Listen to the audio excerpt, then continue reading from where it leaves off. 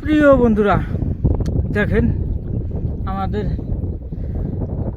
দুই মামা, ফুলমার মামার সাপের মন্দর জানে, সাপের বাঁশি বাজাতে জানে।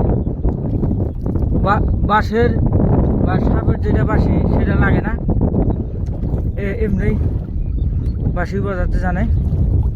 তো নিশ্চয় আপনারা ভিডিওটা বেশি বেশি করে লাইক কমেন্ট শেয়ার করবেন।